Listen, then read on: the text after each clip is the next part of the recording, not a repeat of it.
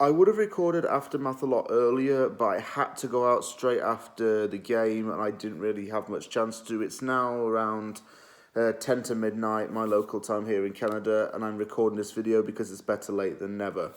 It has finished Liverpool 1, West Ham United 0 at Anfield, in a game that has left me baffled as to how West Ham has not taken any points from this. Because we did everything right but score. We did everything right but find the net. And I thought we were fantastic from start to finish. I said in the preview that we were probably going to get battered by this Liverpool team because they're so red hot and they're so talented from top to bottom. But that wasn't the case. It was a 1-0 win for Liverpool, albeit by a semi-controversial decision. And we really played well. We really punched above our weight for the whole 90 minutes. And football is a game of fine margins. Had we not missed two really good chances, we would have won that 2-1. We would have done the double over Liverpool this season, but we didn't take those chances, and that's why we've lost. But the players can hold their heads high. Everybody was excellent, and I was really impressed with the lads in this game. Football's just cruel like that sometimes, and it is what it is, I guess. We can show a lot of grace in the defeat, shall we say. Let me get into starting 11. I believe that at first it looked like a 4-4-2 formation, and that's certainly what the tactics would suggest.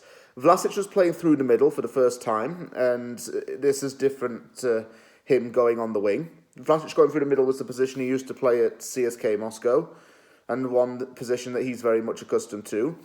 Declan Rice was out of this game because of illness, but he is expected to be back for the Europa League game, so that's a plus. It looked like there was going to be a Fornals Lanzini pivot, and Ben Rama was benched. So, not the worst starting 11 from us, in all honesty. And, I thought we'd really give it a good shot. Vlasic has been a player that I've wanted to start for quite some time because I think, although he might not have been worth the 25 to 30 million pound price tag, he is still quite a useful player to have in the team. And it hasn't worked out for him on the wing, really, but he has got that dribbling and energy to add to our midfield. I wanted to see him play down the middle today and see if he could contribute. And maybe work side along Lanzini, work off a Souček as well. Just wanted to assess him a little more closer in a new role. Liverpool absolutely dominated from the off. Salah caused issues as well. He dribbled one-on-one with Fabianski, forcing Fabianski into a save. Salah caused a few issues again. After that, Dawson was in control, tried to pocket Salah. Made mincemeat of Aaron Cresswell, though he did. Cresswell was getting dribbled past by Salah all the time. And then, Salah started doing what he does best, diving. I believe he dived 3 times in the opening 18 minutes. How pathetic is that? He did it when we played them earlier this season. He's done it all the time. It's not, it's not who can be the best Tom Daly reincarnate. It's not that. It's football, Mo. Do you know what I'm saying? Just play football, mate. Okay? Don't just dive and give away what are supposedly cheap fouls. And having John Moss as referee, by the way, did not help either. Because you got diving Liverpool who like to shaft teams with VAR, and an obese ref who's got about as much common sense as my dishwasher. So, that could have been a refereeing disaster class at some point. Anyhow, let's talk about some quick positives, shall we? Vlasic looked really good on that left-hand side of the field. He was able to dribble onto that side and put in some crosses. He was able to get past his man. He was working quite hard. Fornals and Lanzini pivot was class. I was seeing a lot of good passing work from Manuel Lanzini here. Overall, going forward, we looked very confident. We looked very sharp. 1-0 to Liverpool came through Sadio Mane, and in the build to the goal, Vlasic is kind of to blame for this because he didn't really wing the ball back when it was being crossed. Alexander-Arnold, I think he's trying to take a shot at goal, and in Fabianski doesn't come out for the ball. Dawson switches off for a little bit, and Mane taps it in from very close range. It went to VAR because it did look offside. and it was given as a goal. I personally do not think that should have stood. I think Liverpool got quite lucky with that, because if Lukaku did something similar in the League Cup and it got disallowed, then how come Liverpool get it? Oh, because it's Liverpool. Yeah. What a stupid damn thing to say. Of course, they're called Liverpool, innit? So, why have I just said that? I do not know. Of course, they were going to shaft us. It was written in the script beforehand. I swear that Liverpool have got all these refs on payroll or something. Because Mane got off quite lucky with that. Even went to VAR and everything. I just knew it. I just knew it would. Still, Fabianski could have come for the ball. That's one minor criticism. Fabianski needs to learn to get off his line a little bit. Cresswell had a scrappy goal line clearance. I don't know how it stayed out.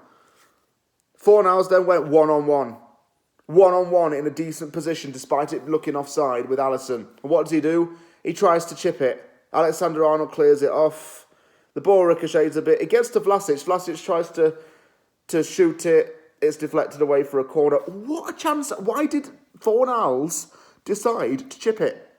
If Fornals had just struck that low and in the corner, it would have been in. And all Liverpool fans are saying, oh yeah, Trent can't defend. He can't defend. He was always going to get to the ball. I wasn't even shocked this got cleared off the goal line. Trent was a little bit ahead of Fornals. Thus, you could argue playing him onside. And he was always going to win that ball back off of the goal line. Fornals should have struck that. That was a goal and a golden opportunity awaiting for us. And we scuffed that. It was half-time, 1-0 to Liverpool. Our chances came from counter-attacks. And Mikel Antonio was having a good game there, but he had nothing to give it when it came to the end. And it had nothing to give in front of goal. But I've been impressed with Antonio because he's shown a lot more energy and a lot more power about him. We just need an extra one or two bodies to operate this counter-attacking system effectively. Like a Lingard counter-attack system. If he were in that team right now, we would have been dominant. But no. Again, it comes back down to the incompetence of January. If we'd have had some people who could operate on that attacking system, I think we would. I think we'd be a bit more lethal.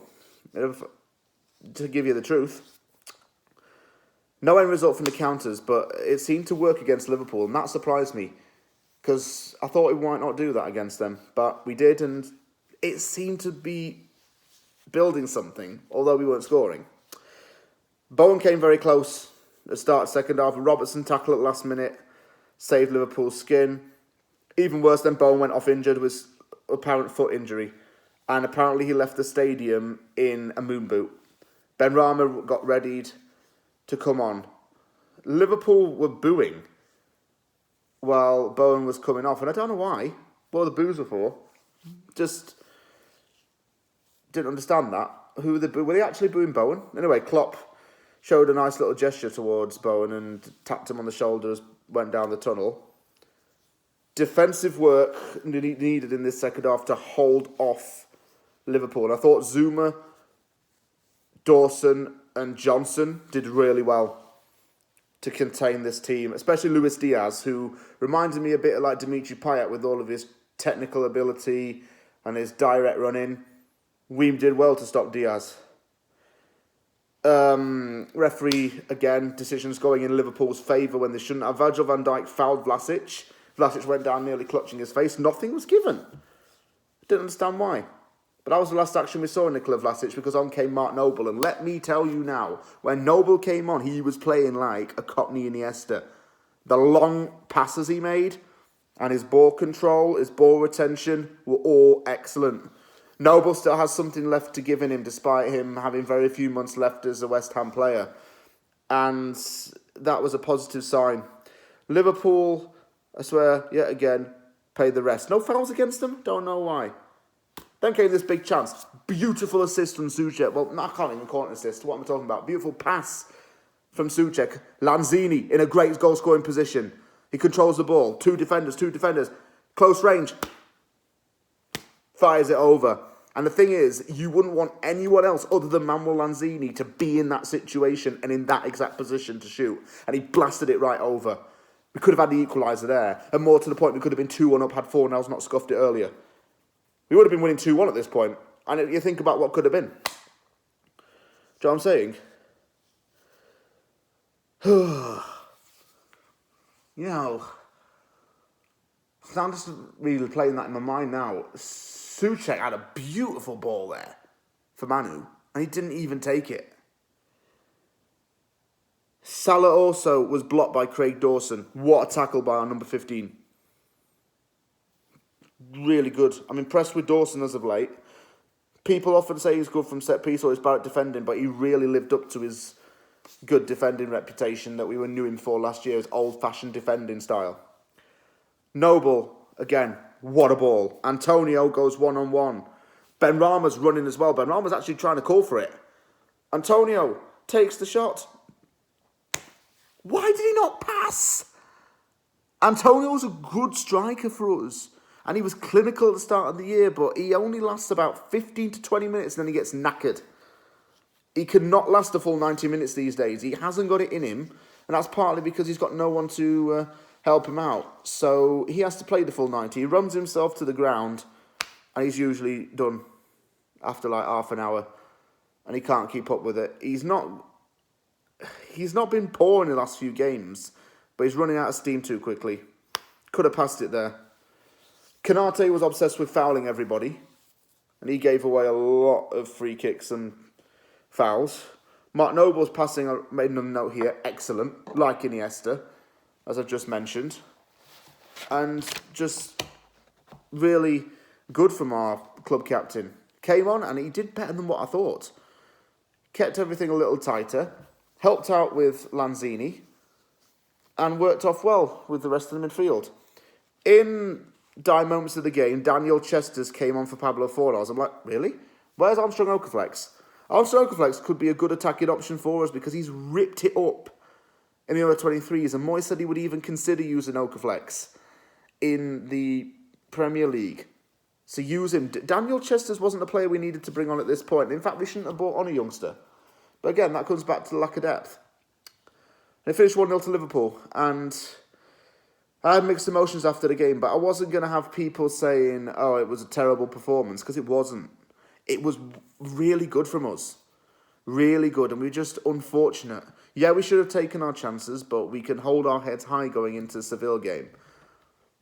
And we're going to need to rotate the squad for that as well. Bowen getting injured is not a good thing. I've just checked the Patreon update. He's going to have scans on Monday. Declan Rice has a non-COVID related illness.